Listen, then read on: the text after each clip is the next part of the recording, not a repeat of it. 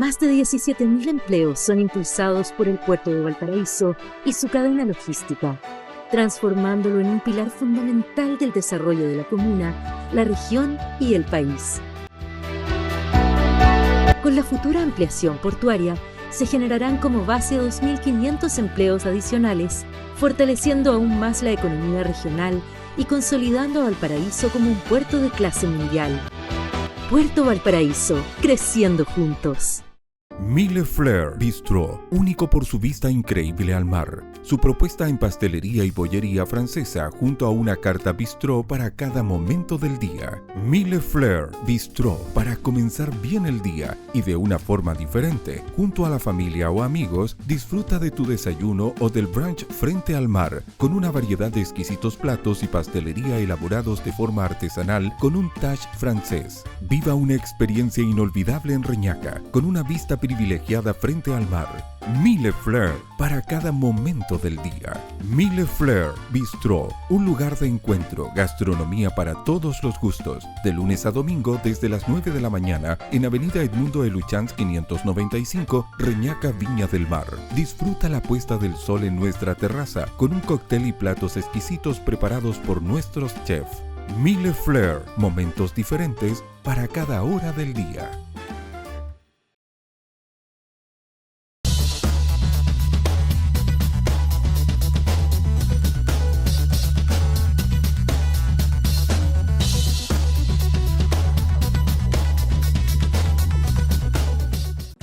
¿Cómo están ustedes?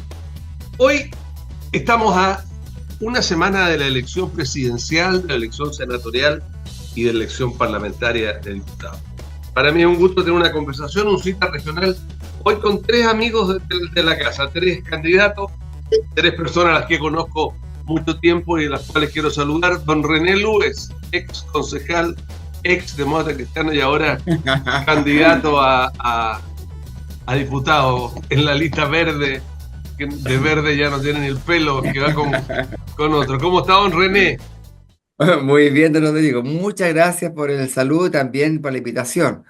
El programa pasado saludé a unas chicas de Valparaíso, ahora unas chicas de Viña del Mar que nos escuchan todos los programas. Al Centro de Madres Frese que estaba esperando este saludo nuestro aquí este día. Así que a ellas mucho cariño porque todas ven Quinta Visión. Muchas gracias. Salúdelos, pues salúdelos en nombre nuestro. Saludamos a don Percy Marín, bien con corbata, candidato a diputado, el marido de Camila Flores, ex consejero regional, carabinero, hijo de carabinero, su hermano el carabinero. ¿Cómo le va, Percy Marín? Muy bien, Rodrigo. Gusto saludarte y saludar a los panelistas, a grandes amigos. Y por cierto, a los televidentes fieles del programa. También extender mis saludos a los vecinos de Villa Alemana, de Quilpué, de Limache, Olmué, de la zona de la Concagua, provincia de Quillota, San Felipe Los Andes, en fin. Hay mucha gente que nos ve y nos pide que le mandemos siempre saludos. Sí, pues, saludos para todos ellos, para todas las provincias. Saludamos a don Mauricio Viñambre, ex alcalde socialista, y aunque no es socialista, el único que está apoyando, no el único, pero él con Venegas apoyando a Insulza, porque Tomás de Rementería, por lo que sale en las redes, estaría apoyando a su mujer, donde manda capitana, los marinos tienen que obedecer. ¿Cómo va, don Mauricio? Bien, bien, bien. Bueno, se entiende, Tomás, que apoya a la familia. Entonces, sí, se entiende. Está bien, Pero el Partido Socialista no lo entendió así, sacando un comunicado, que se yo, porque tenía un cartel con ella. Pero ¿qué se va a hacer? ¿Cómo no va a tener un cartel con la señora y lo tiene el mismo edificio? Claro. Y no uno, son muchos. Uno, claro. y sale foto todo. Bueno, nosotros aquí en la campaña, bueno, igual un saludo cariñoso a la gente del distrito, que incluso se ve no solamente en Marga Marga, toda la señal BTR, fíjate que en San Felipe también hay gente Pero que... por supuesto, San Felipe, en Lozano, en todos lados, sí. Un saludo también a la gente de la Concagua, con harto cariño también. Aconcagua, apréndase el himno, Aconcagua es mi tierra querida, el himno de San Felipe, no se le vaya a olvidar, no se le vaya a olvidar. Vamos a tener que aprendernos. Sí, Aconcagua es mi tierra querida. Bueno, yo quiero tocar un tema no de Aconcagua, de San Antonio, y un tema en el cual a dos de los tres le toca directamente a Mauricio, no, porque Mauricio está en la quinta cordillera, pero no puedo dejar de ver, digamos, de que la Corte de Apelaciones de Valparaíso ya definitivamente le ordenó a la Municipalidad de San Antonio, al delegado, a los ministerios, ya, que en un plazo de 30 días habiliten recintos de albergue, digamos, y que las instituciones involucradas han tenido tiempo más que considerable para cumplir la condición esencial, para garantizar un recinto transitorio para los ocupantes del terreno, apretando al delegado presidencial. ¿Qué opinan de esto? Digamos? Ustedes lo ven en la campaña, y el tema este de la toma y la venta. Tengo que partir con usted, René Luez. Bueno, lo hemos hablado este tema varias veces acá en este programa. Efectivamente es un problema porque, claro, ahí confluyen dos asuntos. Primero, la falta de viviendas efectivas, que es real. En San Antonio, yo les comentaba la otra vez que el 15% de las personas que viven allá viven en terrenos que son irregulares. Así que el problema de las tomas es muy complicado. De hecho, como aproximadamente el 20% del terreno urbano de la comuna son terrenos utilizados de manera irregular. Entonces, ¿es un problema grave social? Sí.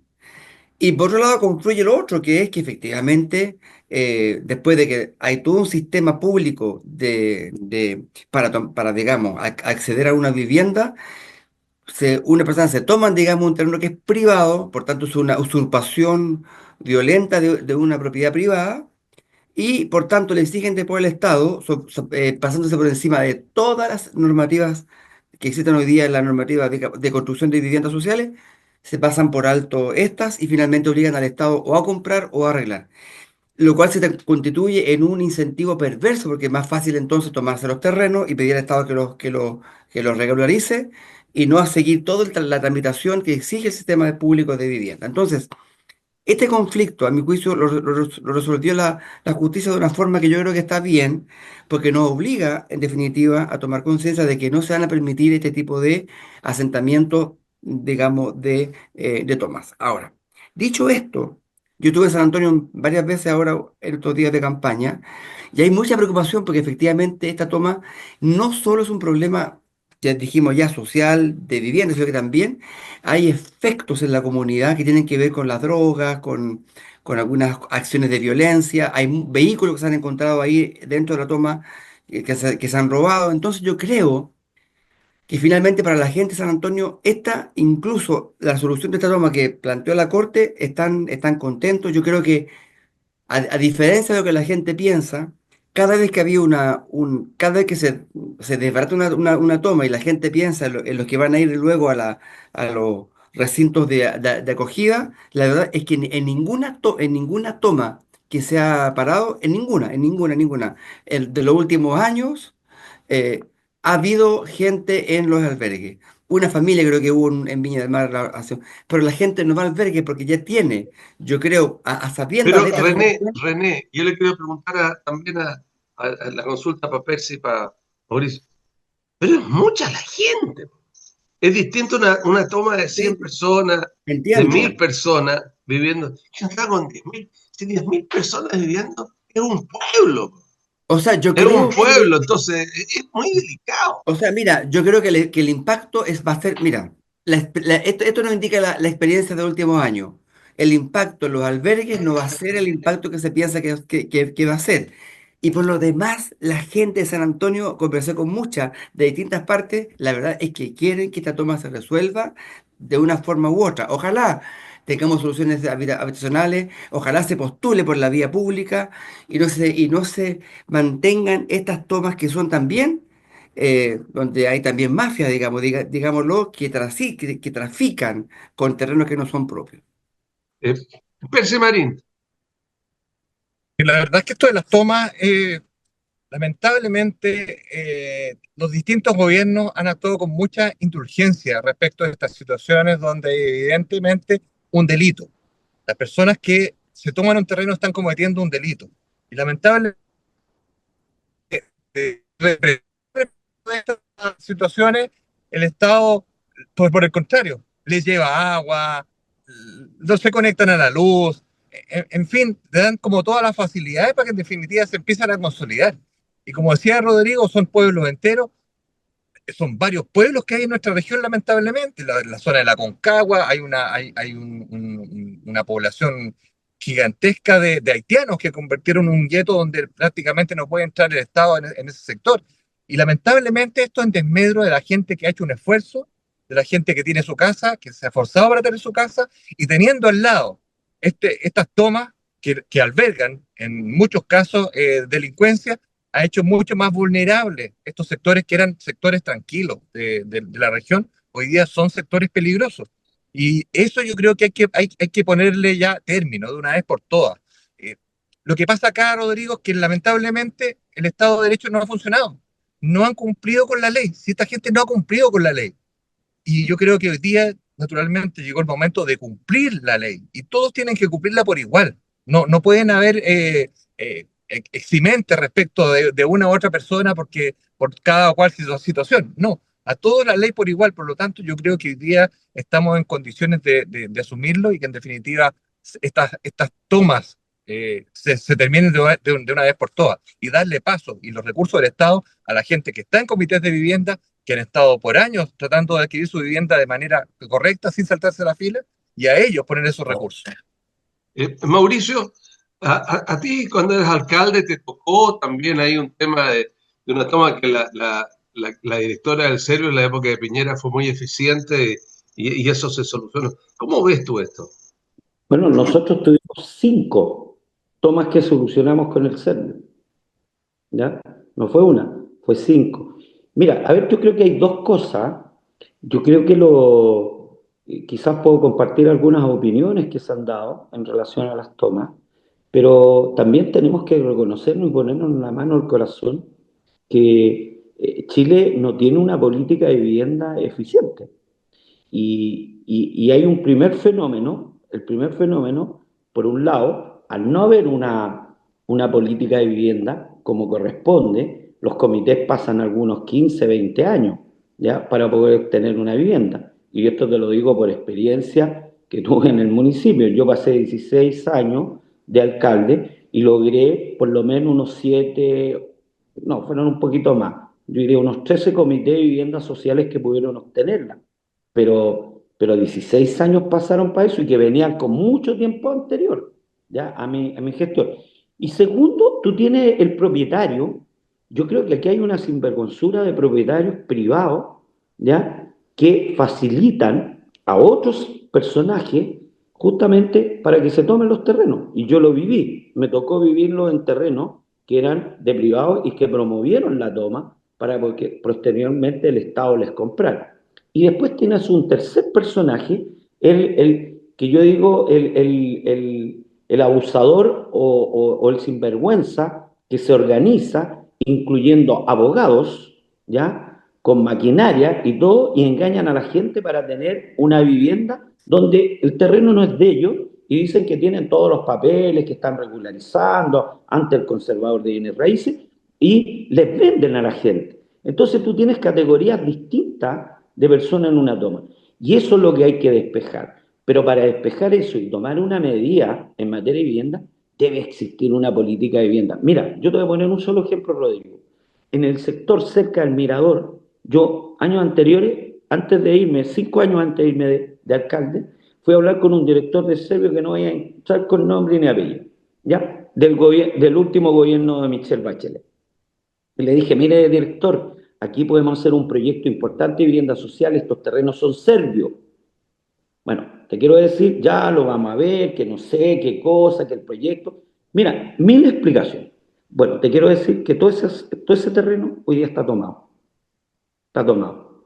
Entonces, tú notas que el Estado, el gobierno, sea cual sea los gobiernos, hay una ineficiencia y hay que mejorar el tema de vivienda. Porque nosotros solucionamos 5 tomas en la comuna de Quilpué. Y te quiero decir que hoy día hay 10, 12 más, de nuevo. Entonces, ¿cuál es el problema de fondo? Falta de política de vivienda y también, obviamente, tomar medidas duras. Yo estoy en eso totalmente de acuerdo. Tú no te puedes ir a tomar un terreno privado o un terreno público tiene que ser automáticamente desalojado las personas, no esperar años y años. Sí. Porque ahora una cuestión que me imagino que todos estamos de acuerdo, o sea, todos están de acuerdo ustedes que son candidatos, de que ya no existe me imagino, esta manera de que por la política, por conseguir votos, se diga, no, qué sé yo, hay una falta de vivienda y si hay terrenos vacíos hay que ocuparlos, terrenos que están sin uso. Es decir, me imagino que ustedes, ninguno de los tres, lo amparan por lo que me han dicho. Pero el tema es que también hay movimientos y estructuras y organizaciones no solo políticas, sino que comerciales que están detrás de estas cosas, pues no es así. Sí, O sea, Rodrigo, mira, o sea, dejando de lado las mafias que hay detrás, que son las mafias que reparten los terrenos, que los venden, terrenos que no son propios, los venden, dejando todo eso de lado y piensa tú solamente en la gente, en cómo recibe la gente esto. Aquellos que han postulado durante años, años, hasta desde 3, 4, 5, hasta 20 años siguiendo toda la tramitación que le exige lo público, el sistema público de vivienda, y no la alcanzan. Y hay gente que se toma un terreno de manera porque una toma es una usurpación de un terreno violentando la voluntad de los dueños. Por tanto, cuando esto ocurre, las personas que reciben esta información dicen, bueno, ¿para qué sigo postulando 3, 5, 10, 15, 20 años y finalmente tomándome un terreno la solución va a ser más rápida? Y segundo, se produce, por tanto, hay un desincentivo de seguir, digamos, la estructura que el Estado entrega. Pero además, a la gente que está pagando. A mí la otra vez estuve bueno, voy muy seguido, digamos, al Olivar, y la gente me decía que estaban pagando sus casas, muchos de ellos que se quemaron, pero en fin. Pero me decían ellos, ¿cómo es posible que nosotros pagamos 20, 25 años nuestra casita con todo el esfuerzo del mundo? Y sin embargo, cuando llegan personas a una toma, rápidamente el tema se les soluciona. Entonces, se producen dos problemas con la gente que está pagando todo sagradamente durante 20 o 25 años y con la gente que postula durante años por el sistema de vivienda. Entonces, si el Estado no desincentiva esto desde el primer momento, finalmente es un problema. Sí creo que tenemos como que los gobiernos tienen un problema con la vivienda. Hay un déficit de vivienda y es efectivamente un nivel de ineficiencia del Estado, porque los subsidios no son diferenciados, porque no han hecho, digamos, no han generado compra de terrenos importantes, porque hay un mal sistema de ejecución. Todo eso es verdad. Y por tanto, el problema es básicamente del gobierno o de los gobiernos o del Estado, pero no del particular al que le toman su terreno. Él no puede ser responsable, no puede ser el afectado de las malas políticas del gobierno o de los gobiernos. Ok, ¿y usted qué opina, Percy? Sin lugar a dudas que sí, hay gente que hace negocio con esto. A partir también hacen lo mismo respecto a los loteos irregulares también. Hay mucha gente que ha sido víctima de estas estafas, que antes eran reconocidas por los conservadores de bienes raíces y que después dejaron de hacerlo. Por lo mismo, porque eran ventas fraudulentas en definitiva, de derechos, pero en ningún caso de un terreno en particular. Y además esto a propósito del crimen organizado también, muchos de los soldados que ocupa el crimen organizado lo usan para que se instalen en este tipo de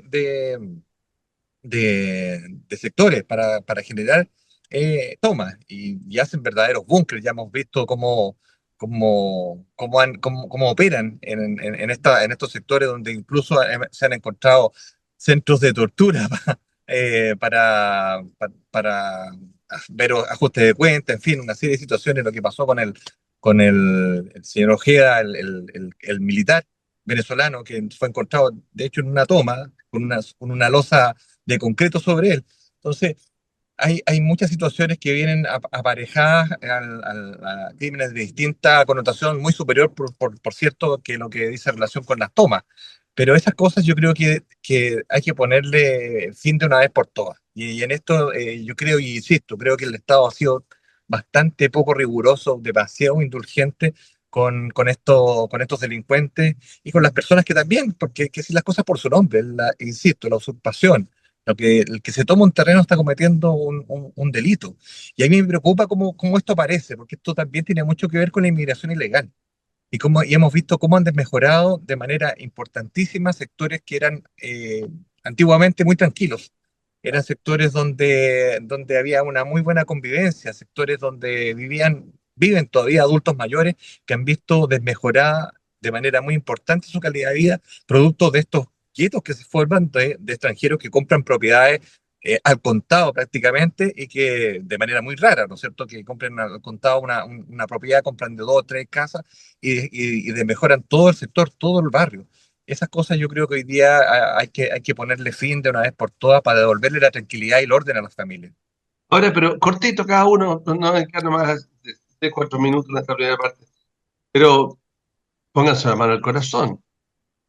En los partidos políticos, en varios, hay gente que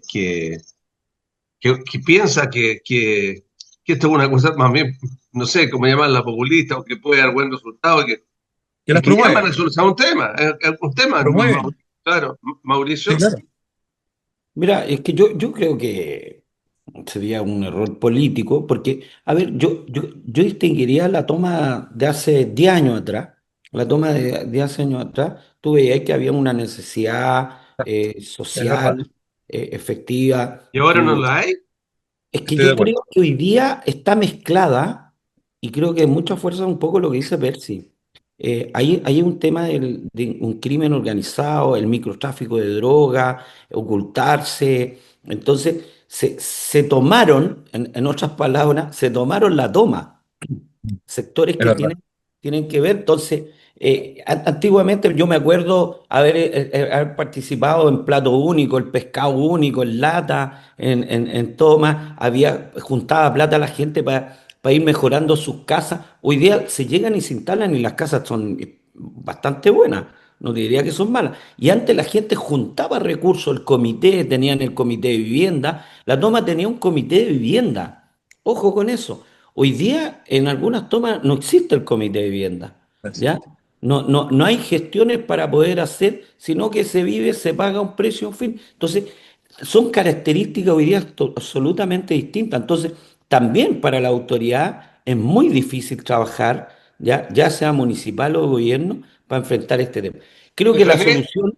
¿Ah? René, le quería pasar a René, porque el tema es cortito. Le dice, René, pero en Viña, que donde es en números de número de tomas, no en dimensión, porque lo de San Antonio ya es estratosférico, pero el número de tomas Viña es el lugar con más tomas.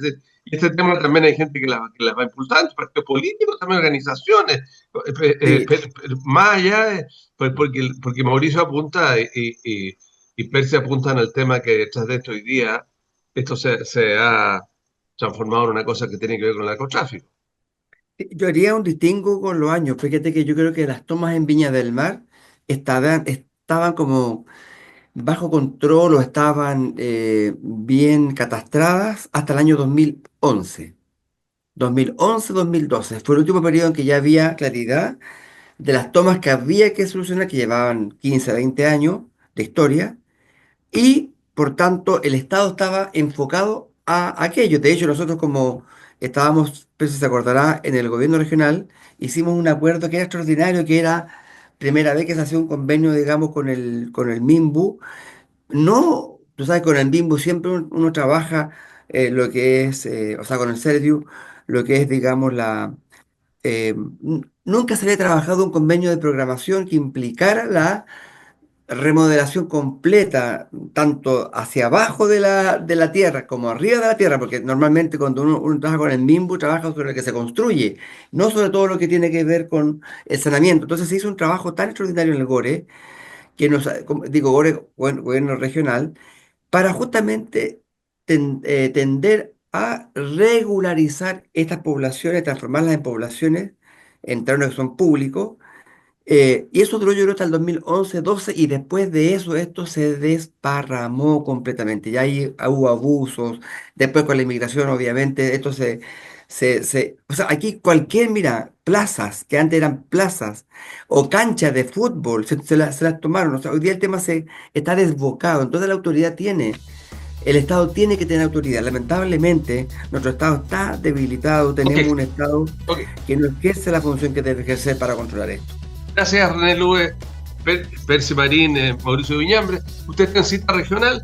Tenemos que ir a una pausa. La pausa es breve. No se vaya de nuestro canal. Está en Quinta Edición y ya vuelve.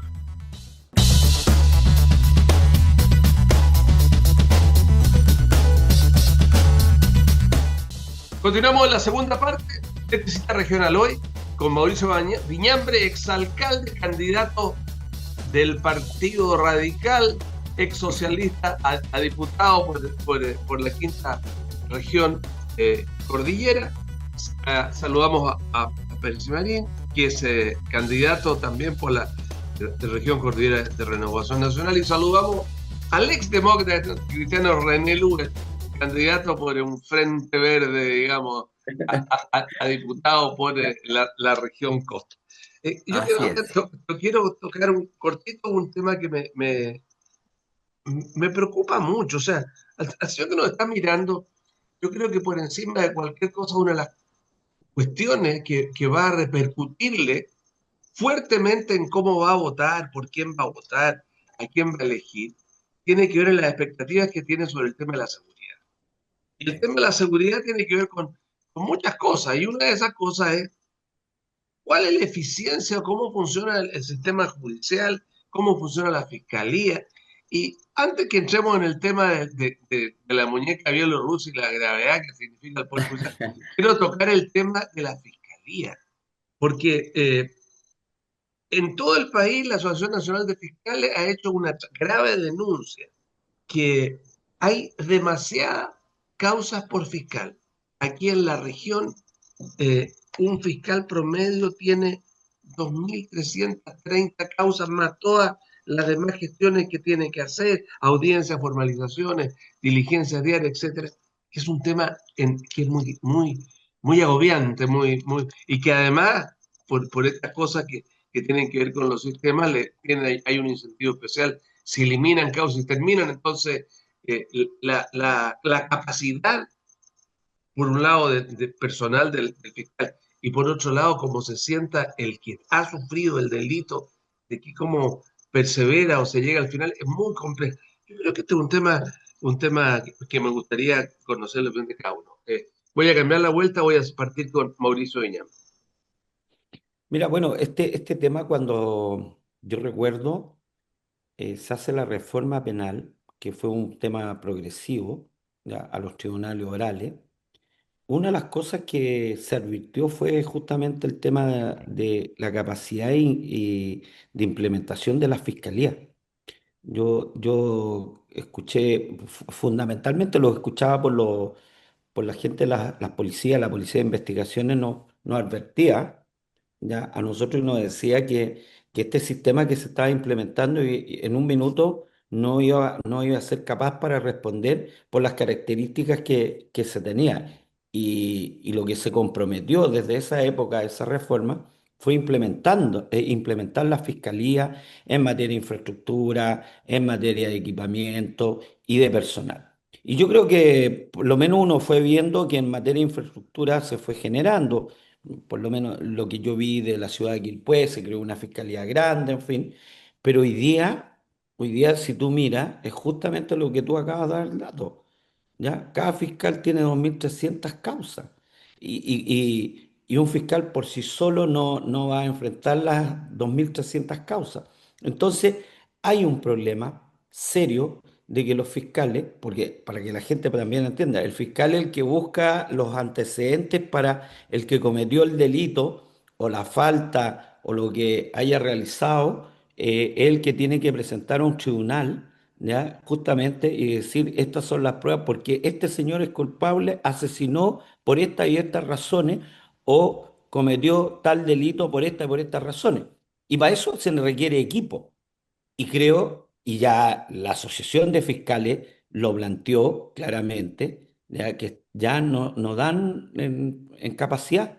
Entonces, hoy día la Policía de Investigaciones, Carabineros, toma un sujeto por asesinato, delito, el fiscal empieza a investigar, pasan años, incluso tenemos el caso hace poco de 11 años del el caso Soquimí, que pasó el fiscal y finalmente el fiscal al parecer no tuvo capacidad Oye, para además, Además, Mauricio, los fiscales, la mayoría de los fiscales que fueron jugadores fueron varios de nuestra región. O sea, a nuestra región repercutió este caso tremendamente porque estaban dándole vuelta a una cuestión que no llegaron a ningún puerto en circunstancias que las cosas de investigación Mira, de los delitos diarios no había gente para hacerlo.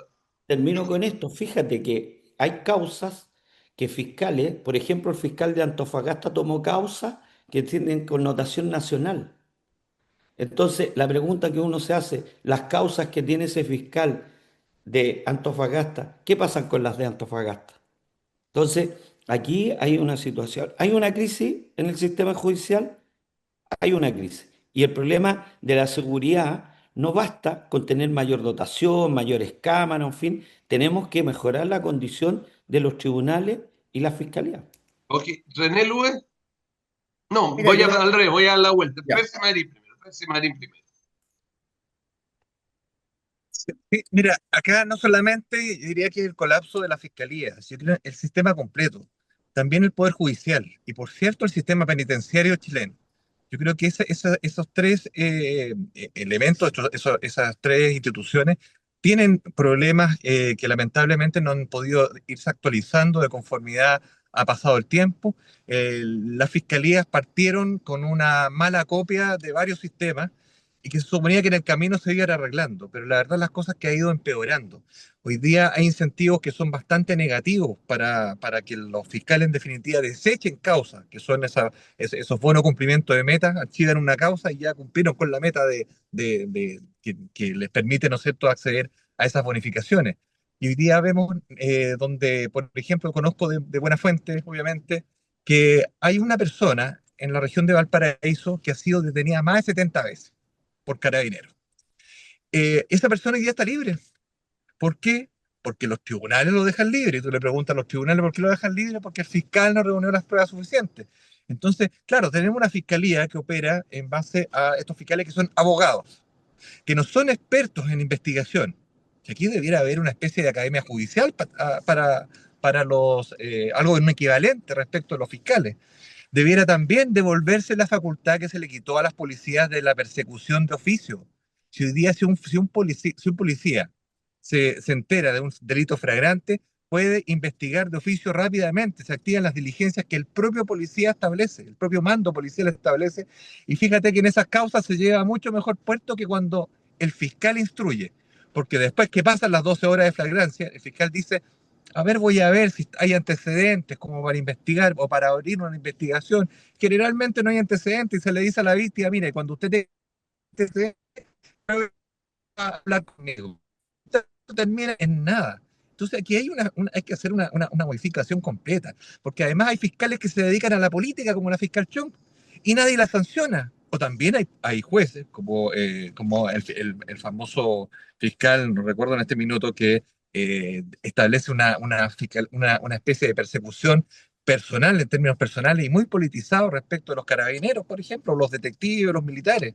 Entonces, esas cosas que no tienen sanciones, que obviamente y que vulneran todo sentido común, esas cosas tienen que revisarse, esas cosas tienen que modificarse para que finalmente el sistema le dé garantías a todos y no a un sector de la población. Hoy día la ciudadanía se siente en total indefensión. Hemos conocido casos que son brutales, donde personas que son detenidas por narcotráfico han quedado liberadas porque el juez dijo que no era necesario la prisión preventiva y habían antecedentes como para que esa persona se le decretara esa prisión preventiva y que se les queda en espera de citación. Y cuando van a buscarlo, obviamente esas personas nunca vivieron en ese lugar porque eran en direcciones falsas. Y ahí, hasta ahí llega la persecución criminal. Esas cosas, Rodrigo, tienen que terminar una vez por todas. Y el sistema penitenciario es otro tema. Yo hablaba un director de Gendarmería, un director nacional de Gendarmería, y él tenía la idea de transformar Gendarmería en una institución de carácter parecido a lo que son los militares, con un carácter militar y naturalmente obediente y no deliberante, porque lamentablemente hoy día no existe doctrina institucional en Gendarmería, Ok. por lo tanto son funcionarios públicos que portan armas, nada más que eso. René Luis, Bueno, tiendo a compartir varias de las cosas que se dijeron. Yo creo que efectivamente el sistema está colapsado. No puede un fiscal tener 200 causas mensuales, 2.400 casi al año. y sumando, porque cada causa llega muy rápidamente a las causas y cuesta mucho finalmente culminar algunas de ellas con diligencias investigativas adecuadas. Hay que, obviamente, hacer una reingeniería de todo el sistema de persecución penal en Chile. Yo creo que la Fiscalía debe encabezar un proceso de modernización muy importante, pues, de lo contrario esto va a colapsar. ¿Y cuál es el problema de esto? Que la justicia, esto es un adagio muy popular entre los abogados, la justicia que no es oportuna no es justicia. Entonces, claro, es muy importante que la justicia sea, además de eficaz, sea oportuna. Una de las cosas que yo haría, además de lo que plantea Percy sobre el tema de gendarmería, darle mucha más capacidad investigativa a la PDI y a Carabineros. Tenemos dos instituciones que son tremendamente eficaces cuando se trata, digamos, de llevar adelante eh, procesos investigativos, que muchas veces los fiscales son los que los detienen, pero cuando tú tienes capacidad de inteligencia en las policías nuestras, son tremendamente eficaces. Por tanto, dentro del sistema digamos, de reingeniería del sistema penal, hay que poner, yo creo, mucha atención en lo que es gendarmería que hablaba Percy, y por supuesto, yo creo que con mucha capacidad tecnológica de investigación y de persecución de la PDI y de Carabineros, que yo creo que son dos instituciones que cuando tienen los medios adecuados lo hacen extraordinariamente bien. Ahora, siguiendo con esto, eh, la gente se pregunta, si ustedes fueran parlamentarios, ¿qué van a hacer qué piensan? Van a enfrentar un país, digamos, el próximo año en el cual eh, el arrastre de esta pérdida de confianza en la justicia, en la ley, en que se llegue a buen puerto, se ve sobrepasada por efecto de que hay toda esta denuncia de jueces corruptos, de funcionarios corruptos, de gente que le pagan a abogados corruptos que reciben dinero para pagarle a jueces que fallen en la forma que ellos quieren que fallen, que es lo que está en este momento iniciando un cierre de un proceso de la muñeca de oro. Quiero conversar sobre eso con usted porque es muy grave cuando la sociedad ve esto y lo que siente y bueno, la justicia está realmente ciega poniendo en una balanza las cosas o tiene un ojo abierto y se carga para el lado que algunos que le ponen una monedita. Mauricio Viñambre. Mira, lamentablemente yo creo que la opinión pública tiene que con claridad lo que ha ido pasando con los tribunales y cómo se ha ido dando. Ya no es uno de los primeros casos, hubo ya destitución de magistrados de la Corte Suprema, de cómo se han ido vinculando, cómo se ha ido haciendo gestiones. Hoy día hay gente que está siendo procesada por estos temas. El problema es que como sociedad, Rodrigo, se perdió la credibilidad, la institucionalidad, ¿ya? Tú me dices, nosotros, yo creo que para todos nosotros que somos candidatos nuevos al Parlamento, ¿ya? Es una institución también bastante poco creíble, ¿ya? Y te diría más uno, una de las peores evaluadas. Yo creo que es peor que los tribunales de justicia. Hoy día el Entonces, Parlamento, por ejemplo, hay un senador que va a la reelección que está desaforado, un diputado que va a la reelección que estaba desaforado, ahora volvió a la cosa, otro que está desaforado. Esto es un tema muy otro complejo. que estaba preso con cautelar, quería ser candidato a diputado. Entonces, entonces, te das cuenta, entonces estamos en una sociedad bien compleja. Entonces, claro, el Parlamento, uno lo dice en lo político, pero ¿sabe dónde empiezan las angustias? Porque los que dictaminan, porque los parlamentarios finalmente hacen la ley, pero los que aplican esa ley son los tribunales.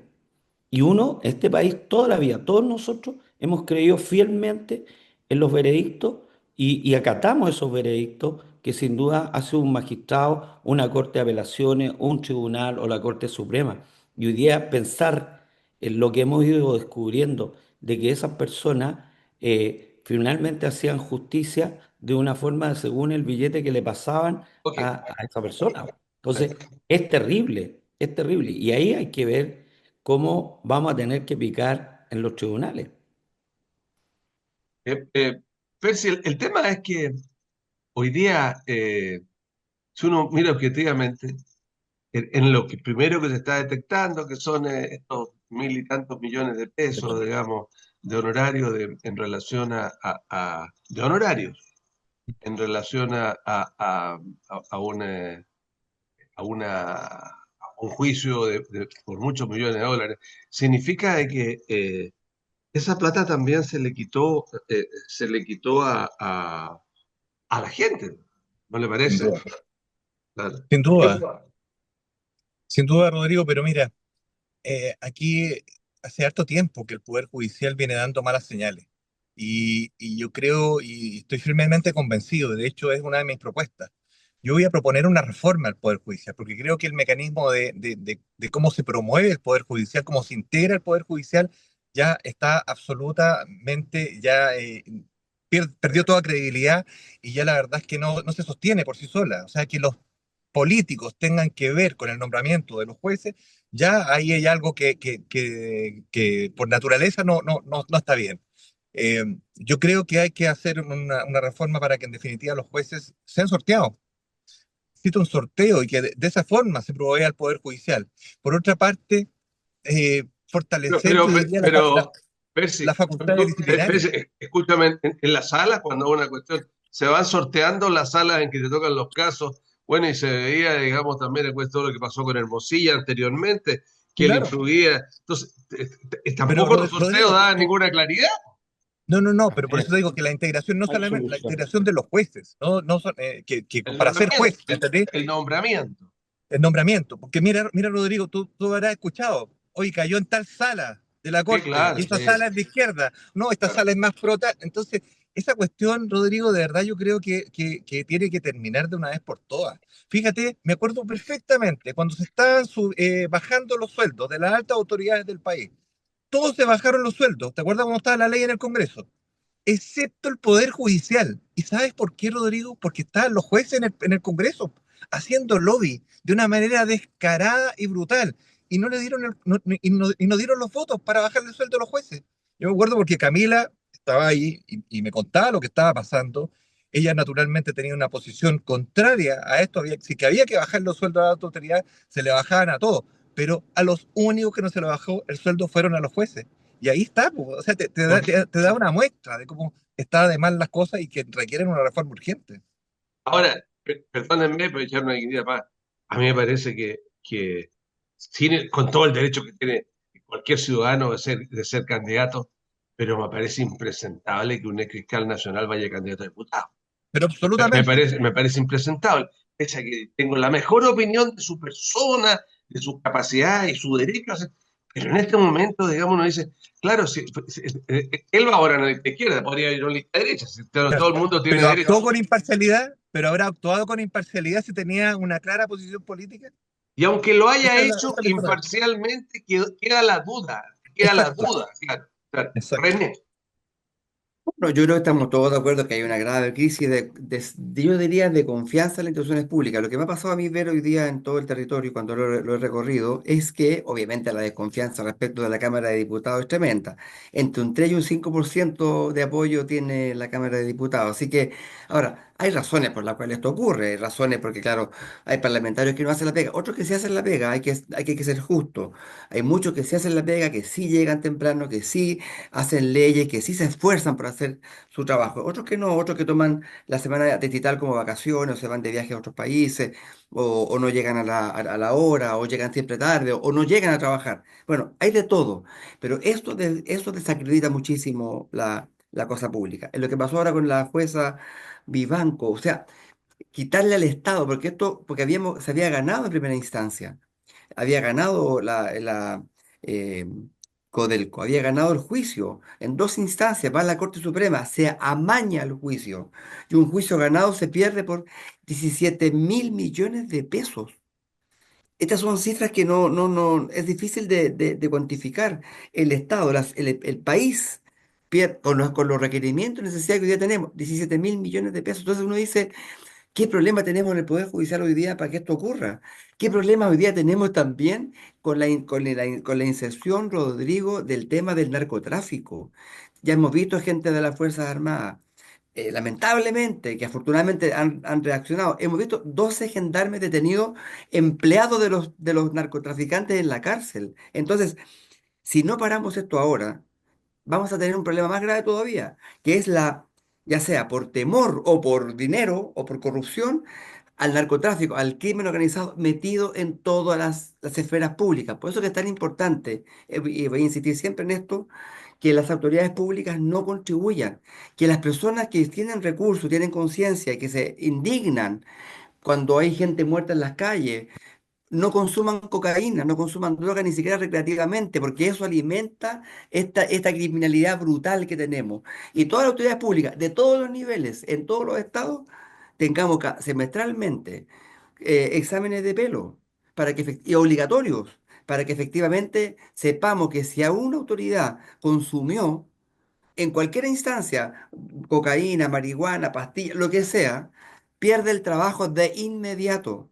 Es la única forma de defendernos de esta situación que estamos viendo hoy día, que yo creo que es gravísima para el futuro del país, para nuestra democracia. Me parece, René, muchas gracias René, muchas gracias Percy, muchas gracias Mauricio.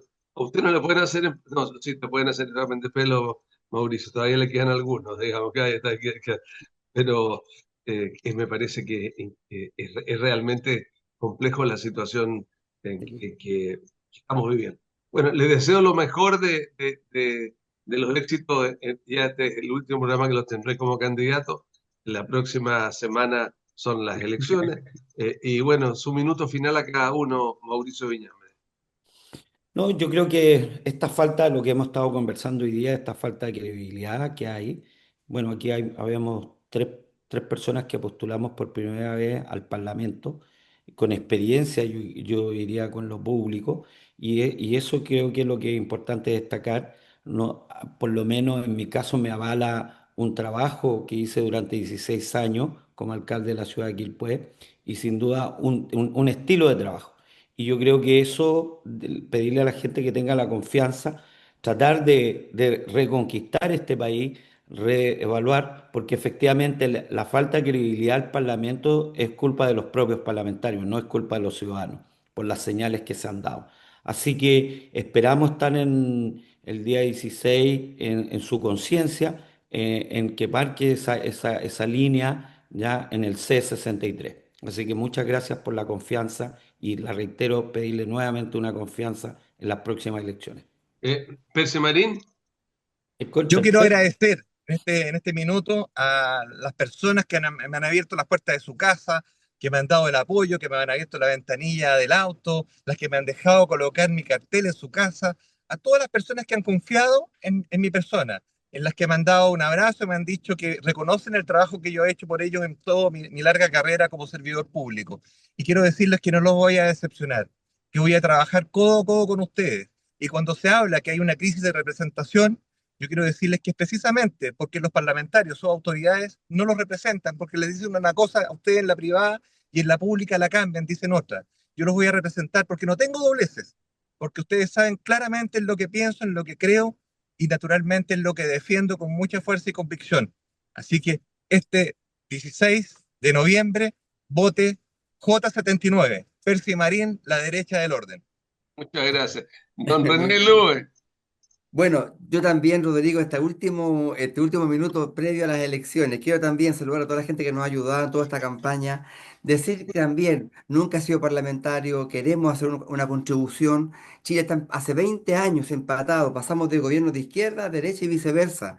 Los parlamentarios, tú ves en la televisión, en los medios, cómo pelean, cómo evitan que el otro, que el que gobierna no tenga éxito. Hay que romper ese empate brutal que tenemos hoy día en Chile hace 20 años, con parlamentarios que contribuyan a crear puentes y no trincheras, acuerdos que le ayuden a Chile, porque Chile es un país hermoso y hoy día que tenemos que recuperar esas cosas lindas que hemos perdido como país. Y por tanto creo, Rodrigo, que esta opción que tenemos nosotros hoy día de entendimiento, de acuerdos con todos, pero en favor de Chile, yo creo que la gente espero que la apoye. Así que con toda la humildad del mundo, no pidiéndole un cheque en blanco, sino que solamente que me den la oportunidad de demostrar que se puede hacer mejor, yo les pido su apoyo para el B52. Soy el segundo de arriba abajo en el voto.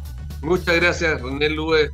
Mauricio Viñambre, Percy Marín. Usted que nos ha acompañado en el Cita Regional, muchas gracias. Y bueno, ya no queda nada, ya veremos qué pasa y que estén ustedes muy bien.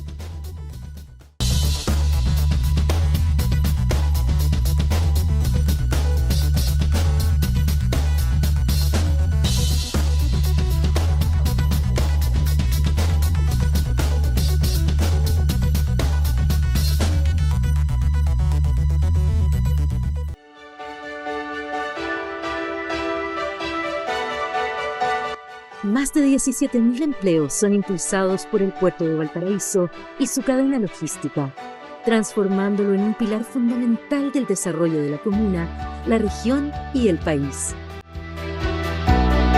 Con la futura ampliación portuaria, se generarán como base 2.500 empleos adicionales, fortaleciendo aún más la economía regional y consolidando a Valparaíso como un puerto de clase mundial. Puerto Valparaíso, creciendo juntos. Mille Fleurs Bistro, único por su vista increíble al mar. Su propuesta en pastelería y bollería francesa junto a una carta bistró para cada momento del día. Mille Fleurs Bistro, para comenzar bien el día y de una forma diferente. Junto a la familia o amigos, disfruta de tu desayuno o del brunch frente al mar, con una variedad de exquisitos platos y pastelería elaborados de forma artesanal con un touch francés. Viva una experiencia inolvidable en Reñaca, con una vista privilegiada frente al mar. Mille Fleurs, para cada momento del día.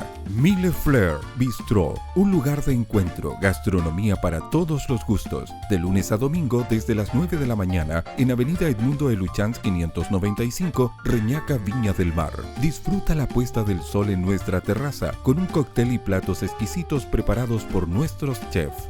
Mille Fleurs, momentos diferentes para cada hora del día.